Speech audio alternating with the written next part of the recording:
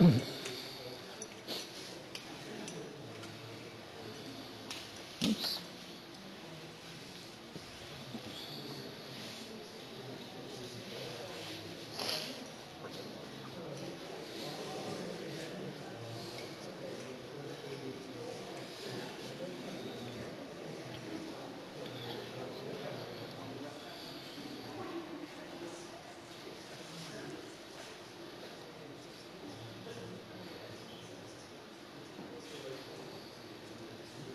I think we'd better make a start.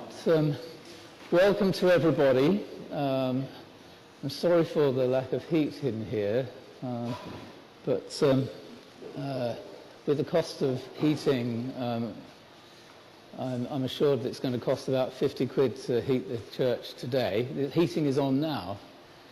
It didn't go on until recently. It is on now. So hopefully things will warm up. Anyway, welcome to today. This is principally a day that we have set aside for exhibiting Vivien's paintings. My wife Vivien, who I can't see at the moment, she seems to be, oh there she is, over there. And these paintings were the upshot of inspiration that Vivien had, and I was just as inspired, but I'm not an experienced artist and nobody would want to look at my paintings, I'm sure. But Vivien is, and a trained artist, and I hope you will have a chance to have a look at her paintings. This talk is going to be taking you along the route of the Camino de Santiago de Compostela that Vivien and I walked in 2019, just before COVID kicked off. So we set out in April 2019 and we finished in June. We walked for about 59 days altogether. Well, I say about, it was 59 days. But when you become a pilgrim on the Camino de Santiago de Compostela, it sets you off really on a pilgrimage which you experience for the rest of your life, basically. And for the last 3 years, we have never ceased to be pilgrims. And I do recommend the experience. The experience is multidimensional. The only way to do it, I believe, is to walk. A lot of people do it on bicycles, in camper vans, in coaches and in sections, but to actually, as we did, we've got a place in France, just lock the door of your house and walk out from your door and set off on a 1,100 kilometre walk with hardly knowing where you're going to sleep, where you're going to eat, and what you're going to do along the way. It is the way, it's known as the way, and as Jesus said, he is the way, the truth and the life. But you can only experience it by actually walking the way and meeting people who are on it. So it's really like a walking church, and you meet, I mean, thousands of people do it every year, many thousands, tens of thousands, maybe hundreds of thousands. There was one albergue, refuge that we stayed in, which could house 500 pilgrims, and we got there after walking across the Pyrenees, across the summit of the Pyrenees, which was 1,500 meters high. You'll see a bit more about that in the talk. But that hostel, which was a monastery, could house 500 people, and it was full. And we were lucky because we booked a place the night before, so that we would be sure that we had a bed for the night.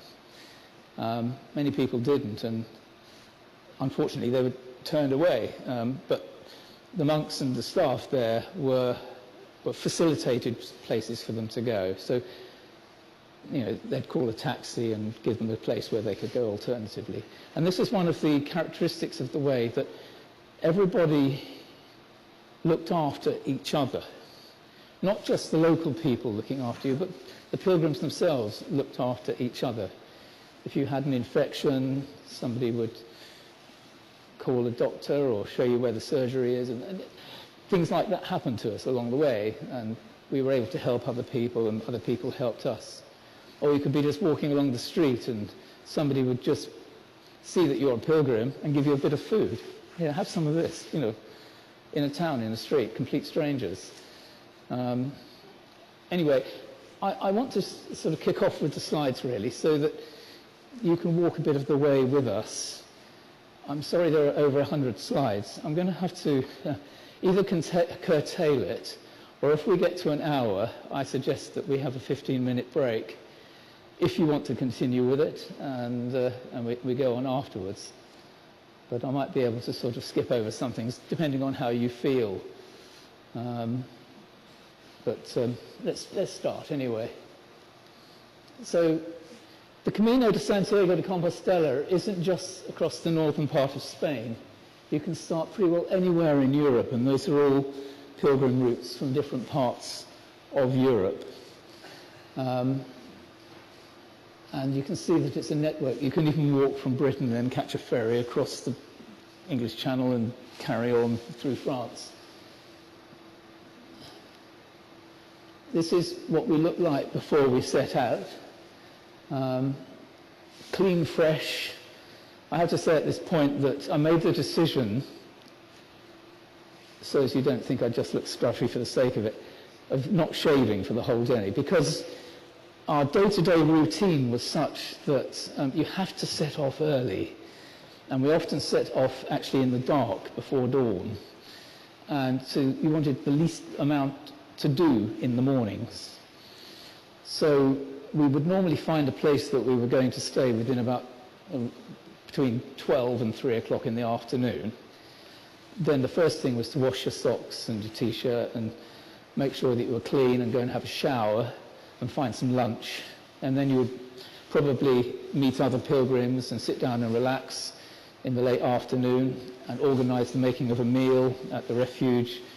The refuges were places that people have set up. Some of them were monasteries, some of them were nunneries, some of them were just hostels that volunteers managed with funding from the government and the EU and from other countries as well. You could stay in most of them for about €5 a night. If you are willing to pay more, they like it. You know, I think the most we ever paid was about €20 a night, and you get a meal for that, as well as a bed. Anyway, let's go on. So you'll see this map up there at the beginning of the circuit in the church, which is a picture that Vivien created, which takes us through the route of the Camino from, I think I've got a thing here. This is the church in the village where we have a place, and that's where we set up, through the forest of lawns to the Pyrenees, over the Pyrenees, and along northern Spain. I won't go into any more detail because we've got lots of other slides to go into, but you can always look at the picture there. This is arrival in Bordeaux on April the 24th by EasyJet. We took a train to Marmande, and then somebody gave us a lift from Marmande to our house, one of our neighbours. This is the church, and that's the verger of the church greeting us both just before we set off. In that churchyard there were some lady orchids flowering, and all along the Camino we kept coming across these lady orchids, which we thought was sort of symbolic of the Virgin Mary, perhaps. And so that's our place in France, and this is the morning we actually set off. And so we locked the door and walked out of our front door, and along the road we came across the marker post for the footpath, which took us towards the Veselay route and then on to the Camino. We've actually got little videos, so I surreptitiously filmed Vivien walking in front of me, and you can't hear it on this one, but she's actually singing as she goes, which I think is rather nice. this one you might be able to have a bit of a vlog about what we... Hello on day one of Martyn and Vivien's big trek to the ends of the earth. Hello. We set off from Stenning in Romerstang this morning between 9 o'clock and past. In the rain? And it rained more and more, but we stopped in Grignol and had some tea, coffee and croissant. Now we're heading for Le Musette, which will be a total of 17 kilometres for our first day. And we've just got to the signpost which says Le Musette. And it is shepherd. Yeah. We don't know if we need a déchetterie, but eventually we're going to head to Capture, but going via Le Musette is a bit quicker because that's the way a car would go. And we'll be crossing the A65 to get into Capture, but that's tomorrow. That's 17 kilometres done when we get there for our overnight stay at the church there. All for now. See you tomorrow. Bye. So off we go. And these little marker posts are all along the way, and all the different colours mean different things. You get to know what they're all about, but in the middle there you've got the symbol of St. James, which is the shell of the Saint Jacques,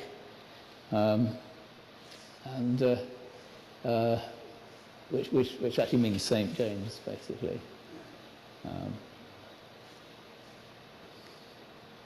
So these waymarks were there were plenty of them, and I don't think we got lost once, as far as I can remember. There's another bit of a vlog there. There's one thing about the way we're going at the moment is that these are old forest trails. They've been made into roads which actually carry cars now.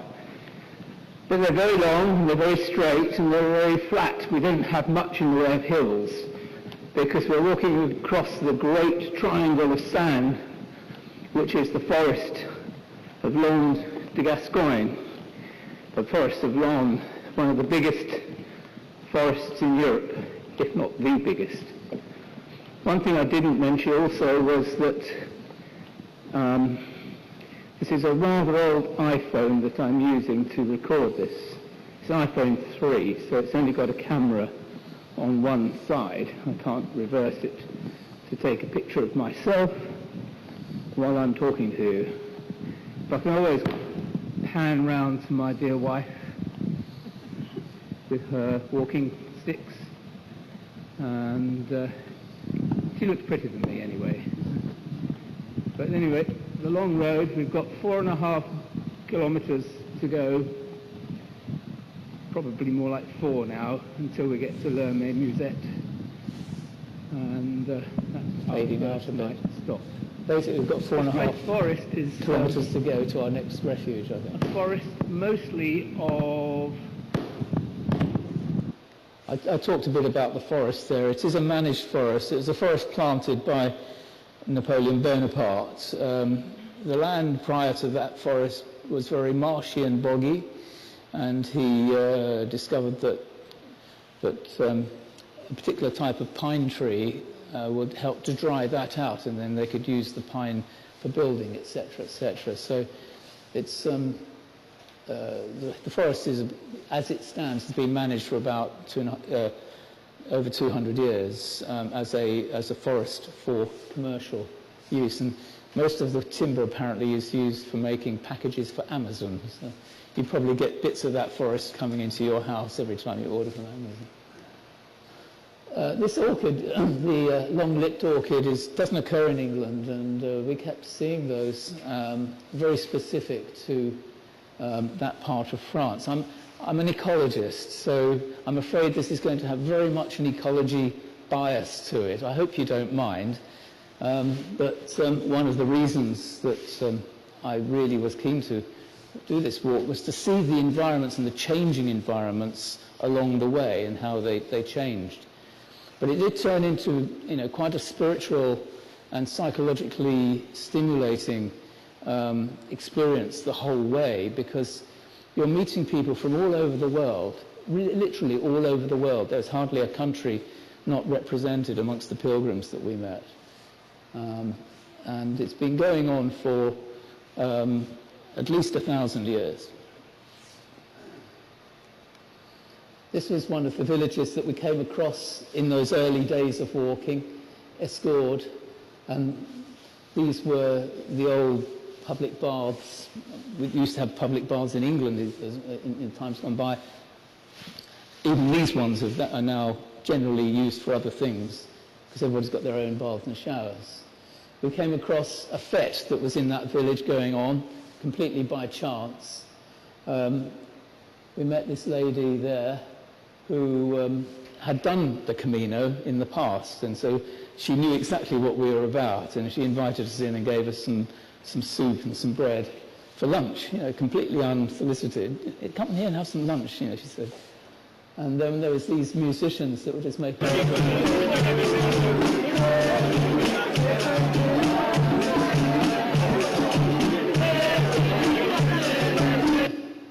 But the natives were very friendly. Good morning on day 2 of our grand Camino walk.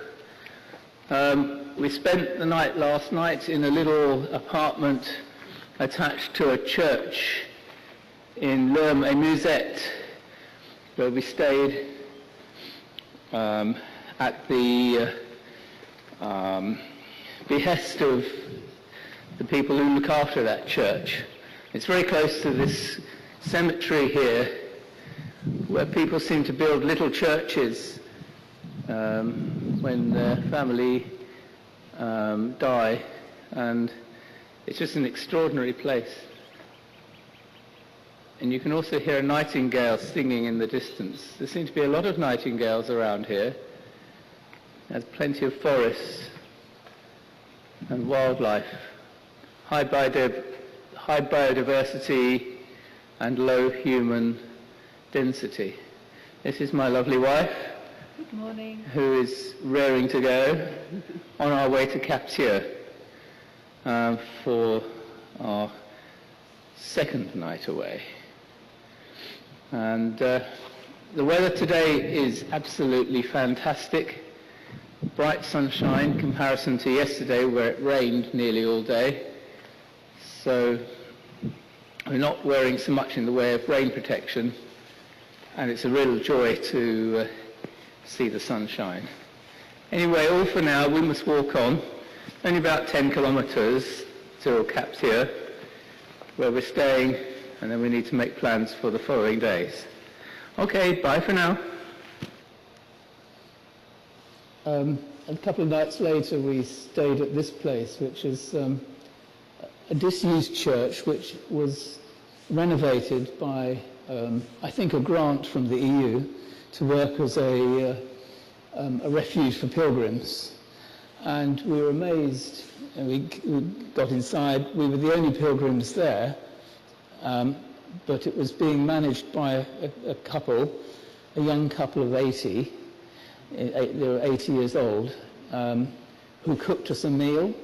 They were local farmers. They'd grown their own food. The food that they gave us was food that they had grown. It was delicious, superb.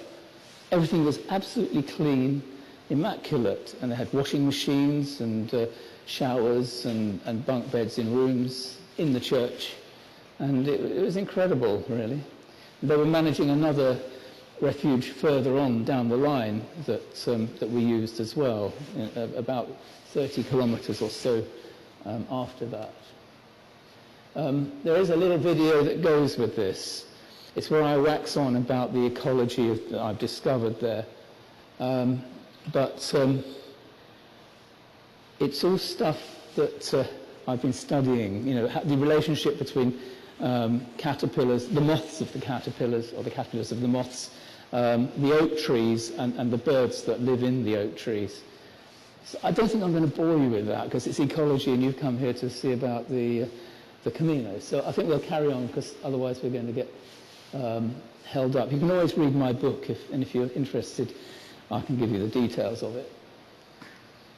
Good morning. I'll just on give you the first. fourth day of our CAMINO walk, and we're just having a rest after having walked about 8 kilometres from where we stayed last night. We stayed at a converted chapel that had been very recently modernised and created as I've a just told you all refuge that, for so I think perhaps we can... CAMINO pilgrims. There's another one here. I've just been sitting under the tree, and a caterpillar's come down to me from heaven. That caterpillar just landed on me by chance. It's on my hand now. And I knew we will go on. Yeah, one of the things that we had to do, and I'll just go and get one of them down here. Thank you. You have to have a passport to do the CAMINO. It's called a pilgrim's record. It's also called the credential that you have. Every pilgrim has a credential. And it's sort of known as the pilgrim's passport because you have to have it stamped wherever you go. So every day you get a stamp and the date, and it's signed by the person who stamped it. And so every day all the way along you get loads and loads of stamps, and when you get to Santiago you go to the pilgrim's office and you hand it in and they look through it and they say, oh yes, you've done it all. And then you get a certificate. You get 2 certificates, one in Spanish and one I think in English, which are actually on the lectern behind this group of pews. So do have a look at them if you like. If you're one of the first to arrive, the first, I think, 10 people to arrive at Santiago on any given morning, you're also given a ticket for a free meal that evening and a guide of the cathedral there to a part of the cathedral that you cannot normally see as a tourist, the more spiritual side of it, if you like. Anyway, I'll go into that a bit later. So that's a stamp known as a tampon. So we had lots of tampons in our credentials. Oh, we've got blisters as well sometimes. Thank you. well, this is day 3 of our CAMINO walk, and we are walking down the Vézelay route today. We joined the Vézelay route yesterday at Capture, where we stayed in a bed and breakfast run by a lady called Emmanuelle, who gave us our first stamp, which is called a tampon in French, in our credentials log for the Vézelay route. We got a tampon for Romestang and also from the Esquerre church near Romestang. And so we've walked about 12 kilometres today of a 25-kilometre day route. And we've walked down a disused railway all the way to here. And we've just crossed the motorway and we've just had lunch, which we carried with us because there's absolutely nowhere to stop to eat along the route, so you have to carry your own We're in the food depths with of you. the forest. We're feeling fine. We've heard lots of nightingales and tree pipits and cuckoos, possible black woodpecker, green woodpecker, seen some swallows, and I saw my first swifts this morning, which is pretty good because they don't normally turn up till May. But we've just been listening to a nightingale while we've been eating our lunch, but it's flown off now. We started off in clear blue skies, but the clouds have formed a little bit since then, and it's slightly grey. We've been walking through really verdant forests today. We're right in the middle of the forest of Landes in Aquitaine, and right at the heart of the largest forest in Europe. But this is the sort of most disturbed we have been all morning, but it is lunchtime and we've had to stop now, and I thought it would be a good chance to do a little blog. Perhaps we'll just move on. So that's the typical footpath through the forest, with trees all around us, walking on sand, because the forest is planted on sand that has been washed in from the sea many kilometres from there. So it's a fantastic area that nature has reclaimed from the sea by this movement of sand out of the Bay of Biscay. But it's a fascinating area for an ecologist anyway. See, there's these long tracks. You saw the roads in the earlier slide. Well, here's one that hasn't been turned into a road. And they just go on and on, straight lines. Foresters are very good at making roads very straight through their forests.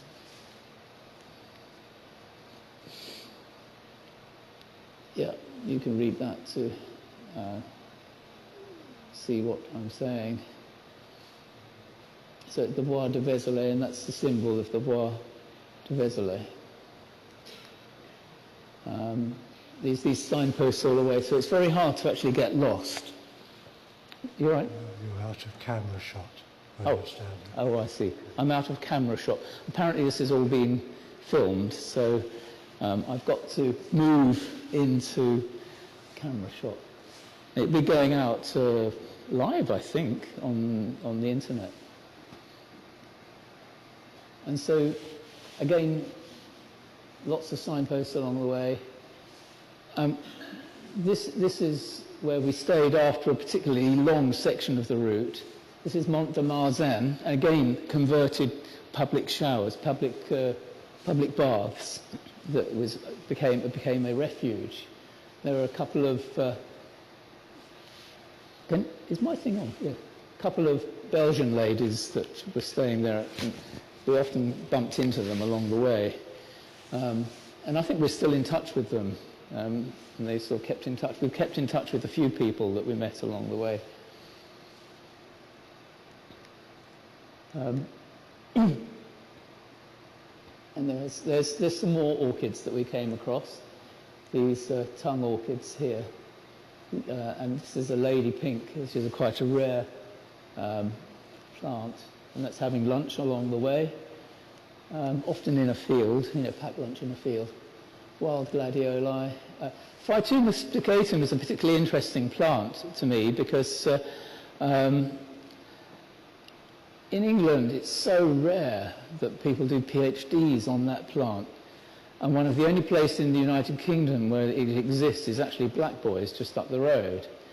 And so I kept coming across it on the route, and it was just amazing because I've never seen it growing wild anywhere else than in Blackboys in Sussex. So,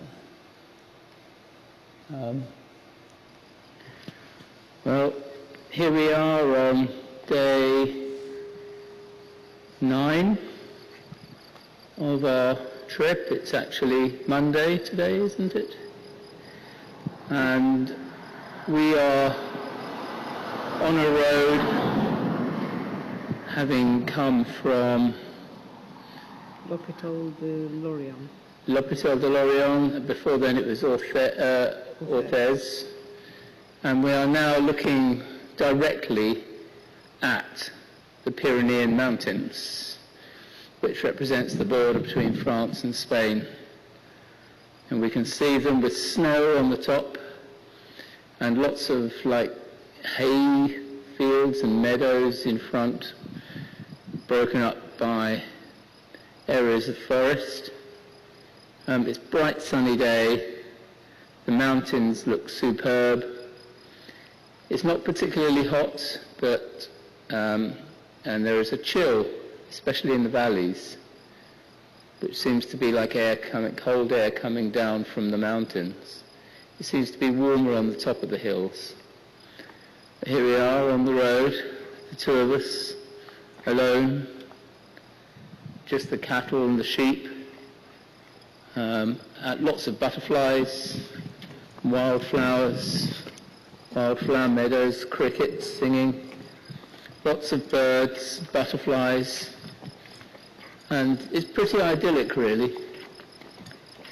But we still have, this is a 22 kilometre stretch we're doing today, and we've done about 13 of those kilometres. So we've probably got about 9 kilometres to go. With all these hills, we are only doing about 3 kilometres an hour. But that's okay. We've got a place reserved this evening in a kind of bed and breakfast place with a family. And they'll provide a meal as well. Oh look, there's a purple orchid. Let's go down in the ditch and take a close-up of this orchid because it's beautiful. Not sure which orchid this is, but it's a large purple orchid. Bit too big for an early purple. It's not a lady orchid. Maybe it's a man orchid, I don't know. Maybe a frog orchid. I think it turned out to be a frog I'll look orchid. it up when we get back to England. Or no, another one over there and more. Look at that one. And a whole group of them here walking down this ditch. I don't want to bore you with too many of the same things, so perhaps we'll push on. That's another church. We stayed in a village where we were put up by, I think they must have been church wardens of the local church, in the local, in the village hall. And they had a curtained off area of the village hall with camp beds in for pilgrims to sleep on. And they provided food for a meal in the evening and breakfast in the morning, which was really rather nice. But it's right near that church. This is just some of the scenery around. The yellow up there is buttercups. It's a whole mass of buttercups. Oh, there's some sleeping beauties. We got a bit tired in the middle of the day, and all around me there were all these bodies that obviously had been walking too far for the morning. And there's another one. And I was the only person awake. So there we go. It's quite tiring, walking 20 or 30 kilometres a day. Yeah, we're in the Aquitaine area now, and in a little while I'll show you a recording of Aquitaine being sung. But you can see the place names are in 2 languages. It's a bit like Welsh, really, a bit like Wales. You have it in French, and you have it in Aquitaine underneath. And the Aquitaine language is completely different from French. Well, it seems completely different, although you can see the spelling is only slightly different. Oh, there's me with St. James. We found a few of the of statues of St. James as we went along, and little sort of reminders of why we're doing it and who we're doing it for. We stayed in that place one night, and it's basically a fortress on a hill. I don't know how far it goes back, maybe to Roman times, I don't know, but it's overlooking the river Gave d'Oléron, and that's up actually on the parapet of the castle. You can see the river on the right. And you can see that's our room there in the castle wall, which was quite extraordinary. So that was just another place where you can see the sign there saying to Saint-Jean-Pied-de-Port. That's where we're heading, 18.6 kilometres. When you get to Saint-Jean-Pied-de-Port, that's when you move into a different category of pilgrim, because the majority of people actually only walk from Saint-Jean-Pied-de-Port to Santiago de Compostela. And people fly in from all over the world and go to Saint-Jean-Pied-de-Port to start the Camino. But because we were walking out of our French house, we decided to walk from the French house to that place. But as you saw, you can walk from anywhere if you want to. I mean, 1,000 kilometers is quite a long way for some people, so people do different amounts depending on their ability. Got another. Well, welcome to day 11 on Vivien and Martyn's Have we had this before? 1,000-mile trek. Have we had this? From Stenning to The beard's coming on. Santiago de Compostela. And this is my dancing girl in the middle of the road, all in her wet gear. We just climbed over all these hills for about the best part of the day, and we are heading for a farm called Netsia, which is where we're going to be spending the night tonight. And from there, it's only quite a short distance to Saint-Jean-Pied-de-Port. Saint-Jean-Pied-de-Port is where the France's route pretty well meets the route that we're on, which is the Vézelay route, and that's where we embark on our journey into Spain. It's not in Spain, but a few kilometres after Saint-Jean-Pied-de-Port, that's when we hit Spain, usually in that day afterwards. So we've been through a thunderstorm and lightning and an awful lot of rain, and we're really pleased that we've had some pretty good wet weather gear to keep us dry. And we've been lucky finding refuges to shelter from the rain a little bit. We just had a nice cup of tea and a sandwich in a really nice bar in a village called Ortega.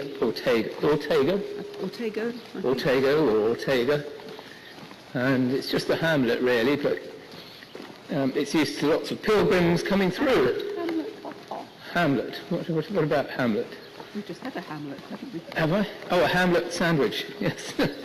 Gallows humour. The sense of humour has sort of turned into almost gallows humour, really, with all this rain and very steep hills and thunderstorms and lightning. But this is the Pyrenees. You've got to expect something like this when you hit the Pyrenees. And but we've both got... Did you hear that? Pyrenees got aching a little bit to find somewhere. A Pyrenees. And we're just passing a farm. Oh, look. Yeah, hello. Oh, hello. You've got lovely eyes, haven't you? Oh, you've got your baby there. Oh, no, you're both Two babies. Where's your mummy We're gone? going to come across on the Your mummy. Anyway, there's another pilgrim just coming along. Well, that's it for now. That's where our accommodation was. Okay, continuing the vlog. This is the place where we're going to spend the night tonight. It's in a tap or something like that. And it's right on the top of the hill. Everything was on the top of the hill.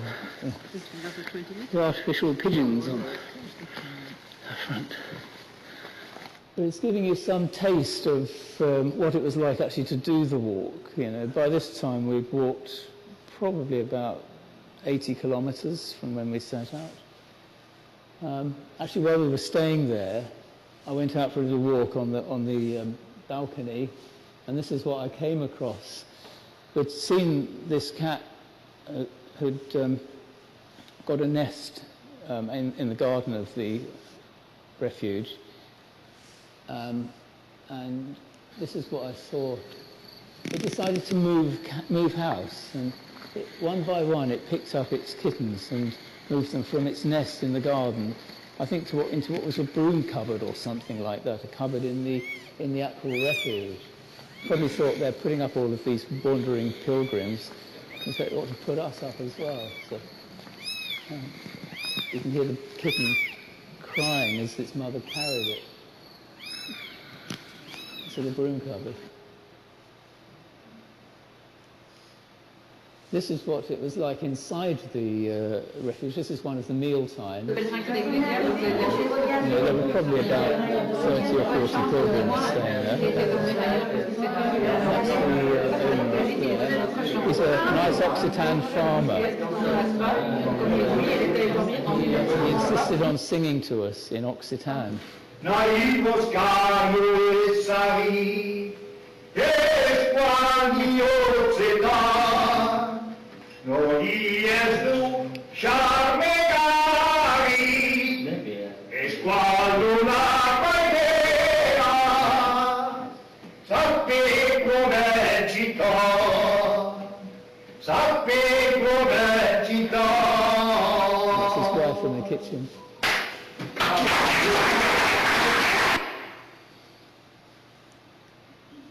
That's where we met Belle. You've heard of Belle and Sebastian, you know, Pyrenean mountain dog. There's a lovely story about Belle and Sebastian that we used to watch as children. But they do have Pyrenean mountain dogs up there as well. They're very friendly. And extremely long worms. Look at the length of that. Have you ever seen a worm as long as that one? So this is at Saint-Jean-Pied-de-Port, and that's the actual sort of archway through which you have to go to get up into the highest part of the Pyrenees. That's on the 10th of May. And out the other side, oh, you can't see that very clearly, but that's crimson clover in there, which is a sort of nitrogen-enriching crop for the soil. But it was very spectacular. The picture doesn't really do it justice. So this was the mountain we had to climb that day. So that's 1,400 metres high, which is about 100 metres higher than Ben Nevis in Scotland, tallest mountain in Britain. So we were going to, well, we're starting out Saint-Jean-Pied-de-Port. We're going to walk to Junto there, and then go all the way up there and over the top, and then down to Roncesvalles. The Spanish border is near the summit. And then down to Roncesvalles, where there was a big monastery, the one I mentioned that could house 500 people, because everybody has to go over that route over the Pyrenees to get to the beginning of the Francis route, which is the route through northern Spain. Okay. And that's the sort of scenery that we experienced. Okay, so here we are. We've just been following directions from the book, which tells us to walk out of Saint-Jean-Pied-de-Port, which is the doorway to the Francis route to Santiago de Compostela. It is now day 14 of our walk through France and Spain. And day 14, and it's midday. We've had our lunch. Vivien's just sat on something wet. And we are climbing a small mountain. There we are, you can see the hills that we're going up. There are vultures circling. Vultures. There are vultures circling, and there are clouds also circling, and they are expecting a bit of rain later on, but today, this afternoon, we're actually having a bit of a rest day because we're only walking about a total of about 6 kilometres. We've walked about 3 already, and we've probably got about 3 more left to walk before we find a place that we've reserved up the hill at a place called Junta. And just to remind you, it's all day 14, and it's the 14th of April, so you've got all that. This is actually a film of the vultures circling up above. You see, there were dozens of them, and lots of different species of vultures as well, and other birds of prey. We were getting a bit worried because there were a lot of very worn-out pilgrims walking across.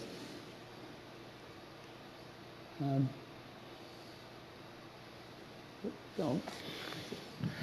Okay, we've come a little further. Just want to show you a picture of our friendly little red and white GR flashing sign. That's Grand Randall which now. tells us we're on the right Long route. distance walk.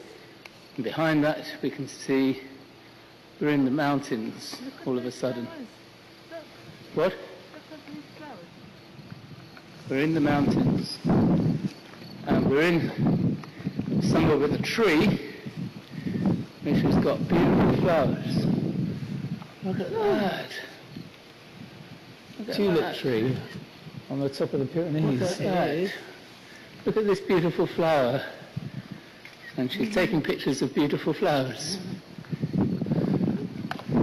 And there are the mountains. The mountains. All of a sudden. And then there's vultures flying over, looking for dead CAMINO walkers. Did you hear that?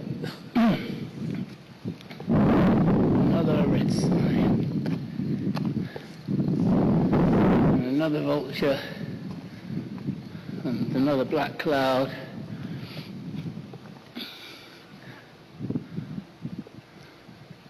It was getting quite dark by then. Big vulture over there. We're going up and up I don't and know up. if you can see it on this blog, but it's flying just above the hills.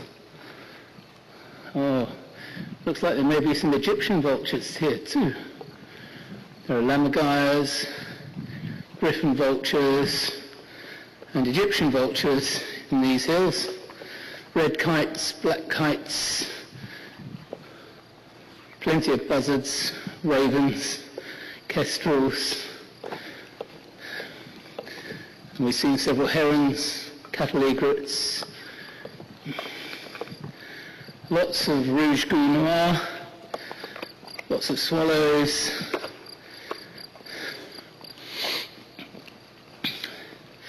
We've heard golden orioles all the way along. We've heard our first corn bunting. Lots of stone chats, lots and lots and lots of blackcaps, and melodious warbler, chiffchaffs, whitethroats.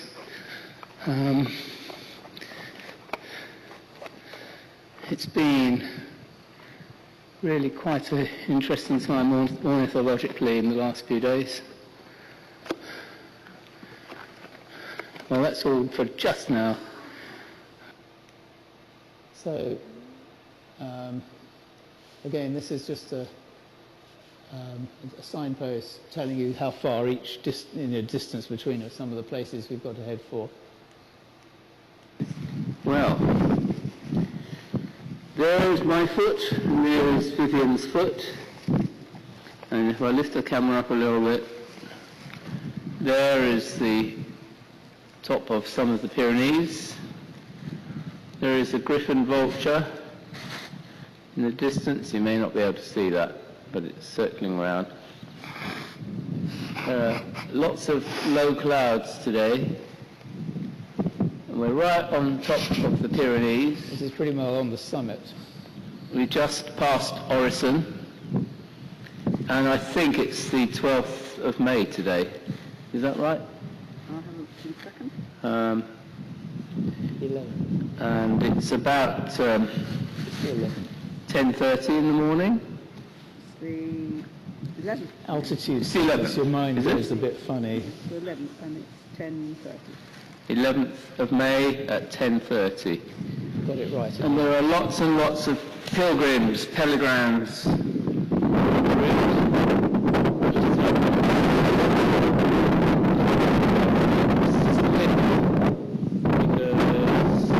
After this, the weather really deteriorated, and it rained and it rained and it rained for a couple of hours, several hours. And we met people actually in trouble. We met one German guy who was clearly it's rather suffering chilly up here. exposure, and we We're helped him wrapped up get in to all our a clothing, food lots of different place, layers, including our ponchos, cabin. which we're wearing for the first time today.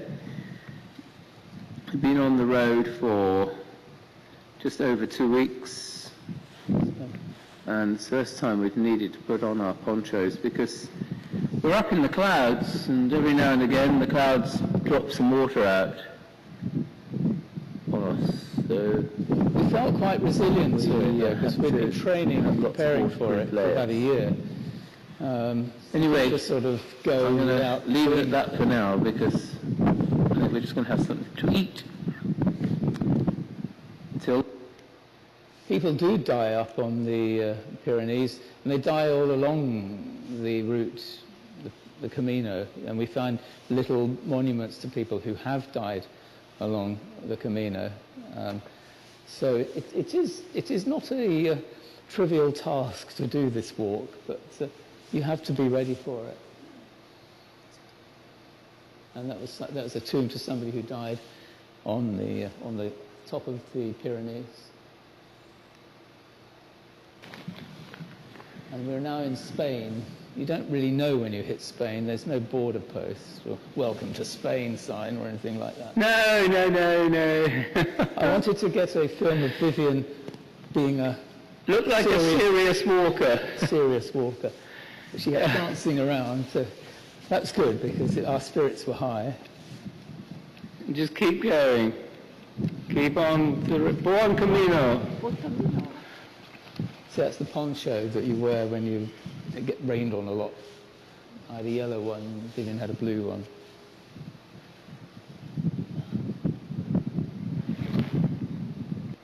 She's doing another little dance, I think. We did find some snow on the ground, and this was in May, wasn't it? So 11th of May. And we saw snow on the mountains around as well. That's just the landscape from the top. Oh, this is where you can start going down. So you see that path going down there? That was an alternative route. You could go 2 routes. If you were a keen mountaineer, you'd go down that way, but it goes down a gully and there's some climbing involved. We decided we'd use the alternative route, which is slightly longer, but a winding path that takes you down into the lowland beyond the Pyrenees more gently, so we chose that route. But afterwards, in one of the refuges, we heard that several people had had an accident on the day that we were going over there because the weather conditions were so bad and it was so slippery rocks and that sort of thing.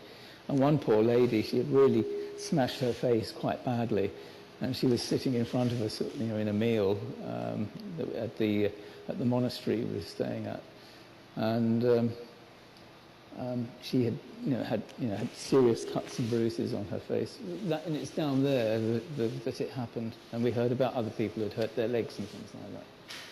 That's quite a hazardous route. But that's the route that we took. It was a bit more gentle. And there were wild daffodils of this sort, which is a petticoat daffodil. I've never seen one before. It's a wild daffodil up on the Pyrenees, and it's obviously a lot different from the daffodils we see in England. More purple orchids. Purple toothwort, that's an interesting plant. This is turning into an ecology lecture, isn't it? Purple toothwort is a parasite. It actually doesn't have any leaves, it doesn't photosynthesize, but takes all of its nutrient by parasitizing the roots of other plants around it. It taps into them, but it produces these lovely purple flowers. It needs that for reproduction, of course. Okay, so this was Roncesvalles, the first refuge we stayed in Spain, the one that could lodge, 500 people, and it was packed. It was, full to capacity when we got there, although we had booked beforehand, so we had a bed reserved. And you get meals there. And the next morning, we set out, and there's a couple more pilgrims with Vivien. Santiago de Compostela, 790 kilometers. Sorry? Just 500 miles. Oh, thank you, Michael. Yeah. You get so used to working in kilometres when you're doing something like this. Let's see what I'm saying here. Good morning. It's Monday, the 13th of May, and it's about 7:30 in the morning, and we've just come back out on the path after a good night's sleep in a comfortable accommodation attached to a local bar in a little village. We're just east of Zibiri, and we're walking towards Zibiri now, and it's a beautiful sunny day, and just crossing a little ford here, and it's pretty windy and rather chilly. It's probably about 9 degrees Celsius at the moment. A bit like it is in here. But we're feeling good, and we had a nice afternoon yesterday, a bit of a recovery time from crossing the Pyrenees. We only did 13 kilometres yesterday, and today we're heading for 22 if we can, to stay tonight in a nunnery where the nuns sing and play guitars to the pilgrims. But, that's just the legend of it. We'll just have to see if it really happens. So that's going to be all for now. The birds are singing, the sun is shining, the wind is blowing, and so I'm going to sign off for the moment and head out along the path.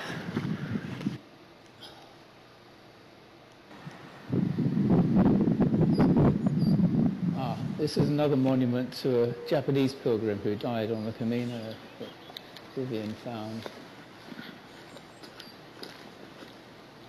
in 2002.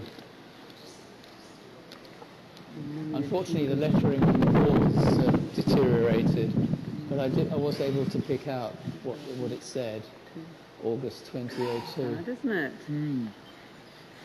Sad. But it was quite sad to see all these little monuments to people who had not managed to complete it.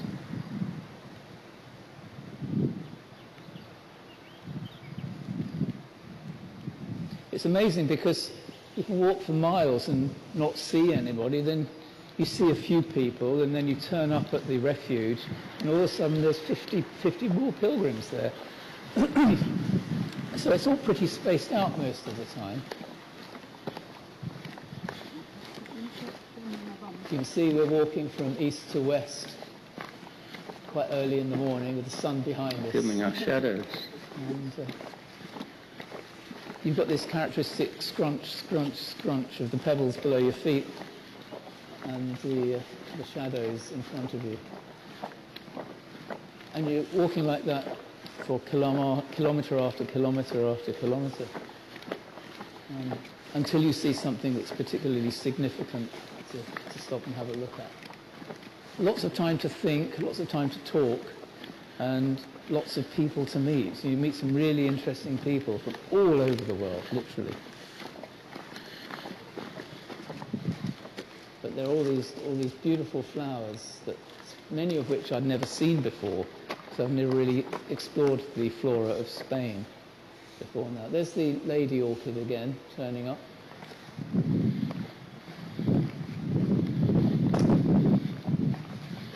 An oak tree.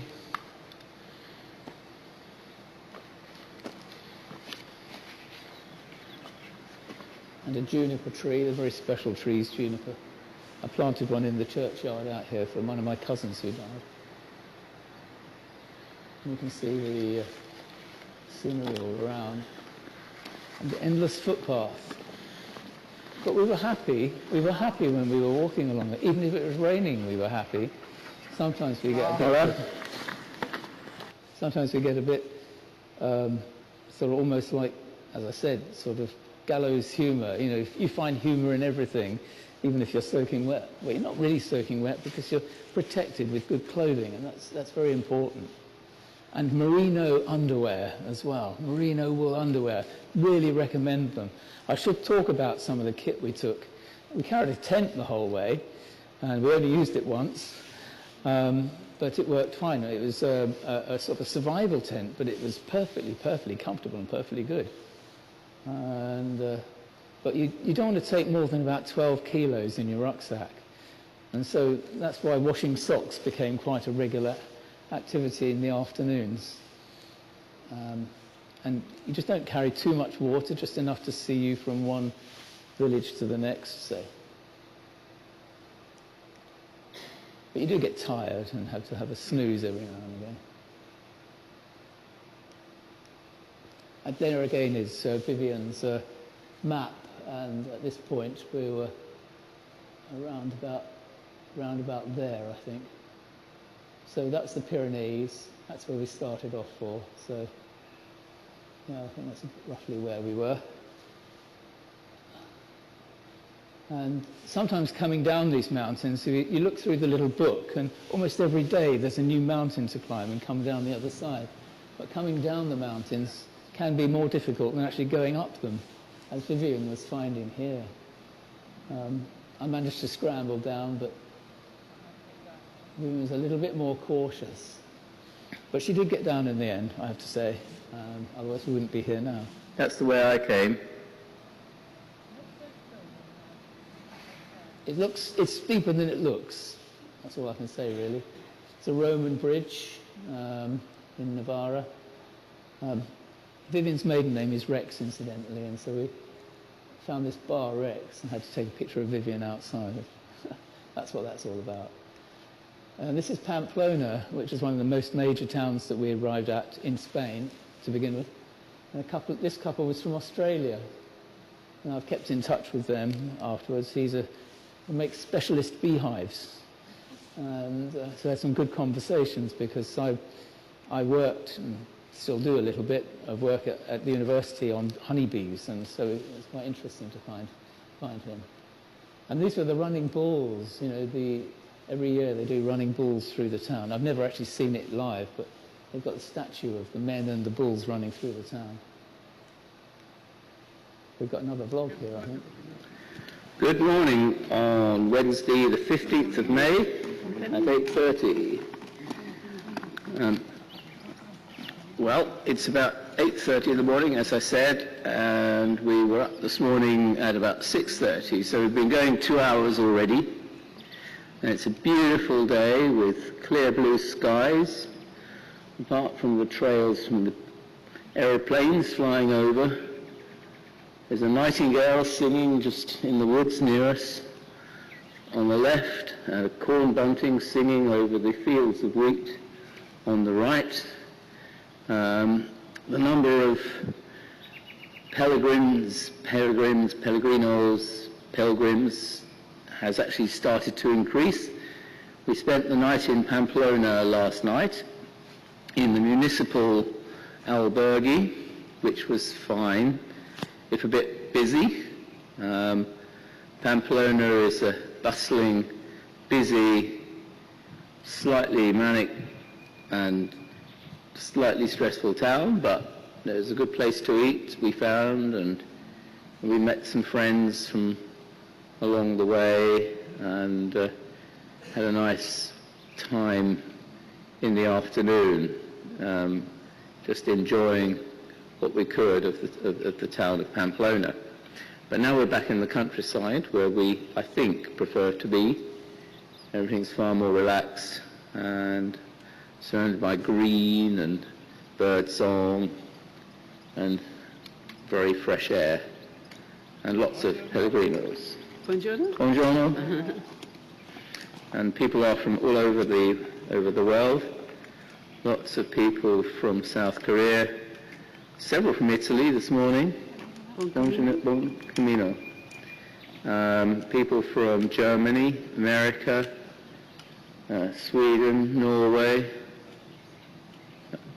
Holland, Belgium, and from Britain, of course. Not very many from Britain. Certainly quite a few Irish, yeah. And anyway, so we're just having a rest before we go on. And there is the corn on the right, and the woodlands on the left. And then there's Pamplona in the distance behind us, with the mountains and the sky and the trees. And that's all for now. Until later. From both of us, bye.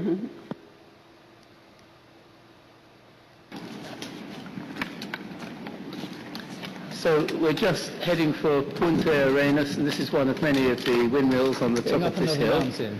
No. And Surprise, surprise. they are going like the clappers, saving the planet.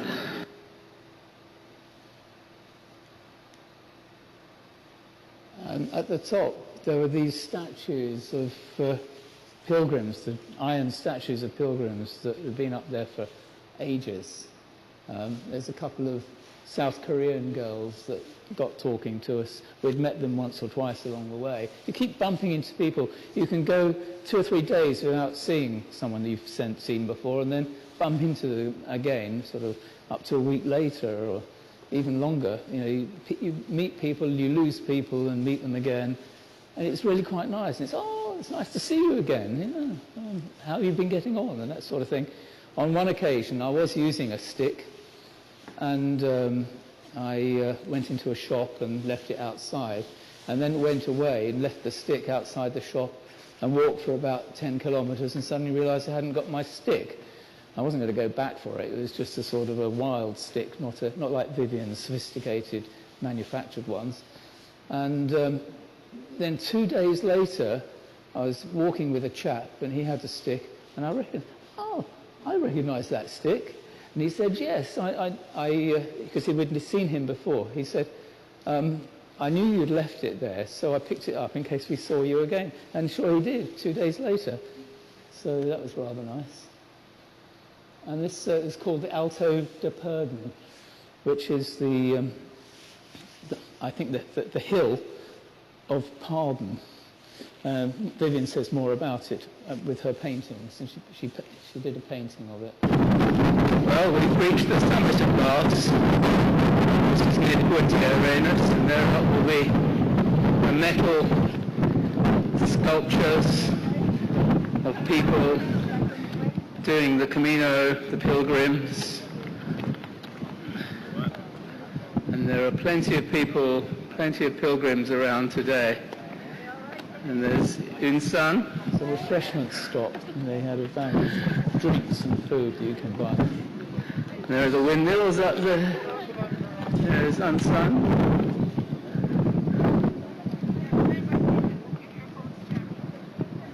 And there's the monument. There's a dog. And there's Vivien with the statues. The more windmills.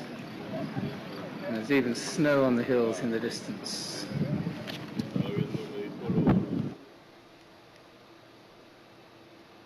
And so we were really basically walking from village to village, and sometimes you could see the place you were heading for a long way off, and you just got closer and closer to it. Good morning on Saturday the 18th of May, and Vivien and I are walking through a landscape which is very ancient, very beautiful, and surrounded by hills. We're walking through a valley. In the distance you can see the mountains and windmills along the ridges. There's a bird of prey just flying across the path as I speak, and I'm not sure what it is, but it is very... it's a hen harrier or Montagu's harrier flying above us right now, a male, and behind us you can see the path that we've been walking. We set out at 8 o'clock this morning after a day of rain yesterday. It rained all day yesterday, and we did 26 kilometers. And so Vivien will tell you the place that we stayed in last night. If I can remember, something like Villa de Montjardin. Ah, that's it. Something. Villa something to Montjardin. Which was run by volunteers, sort of about 5 volunteers. And we did some singing. We had a lovely meal. And there was a meal, great prices. group of people. And it was a lovely place to stay. We stayed in the attic. Can't hear very well, I'm It's a sorry. 400-year-old building. And so today we're heading for a place called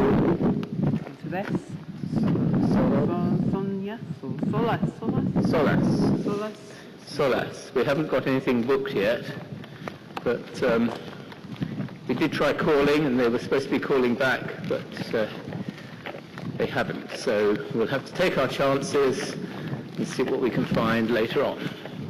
Okay, that's all now. It's very windy and rather chilly today. I think the temperature is not much more than about 10 degrees Celsius, which is not what you would expect in northern Spain in May. But we are quite high up here, and there are a lot of clouds around, and it is the day after a day of heavy rain. So it was supposed to be raining today, but it's not, so that's all right. It's just rather chilly and rather windy. But it's supposed to be like this for the next couple of days, and then after Monday it's supposed to be getting warm again. Is everyone happy to continue? I realise we've gone over an hour, but you'll take a break, yes. Would people like a 10-minute break, 15-minute break? Okay, let's do that. 15-minute break and come back at sort of, is it 3:30, something like that? Sorry? The lights in front, yeah. Are you, Peter? That's all right. Tuesday, isn't it? Sure, yes, absolutely. See you there. Yeah. Right. Makes it less clear. If we turn those lights off, we'll be able to see better. It'd be better if you got rid of the lights in front rather than behind. Okay. Right. One or other. Yeah, no, it won't make a The difference wonderful behind. thing about this is Okay. that you feel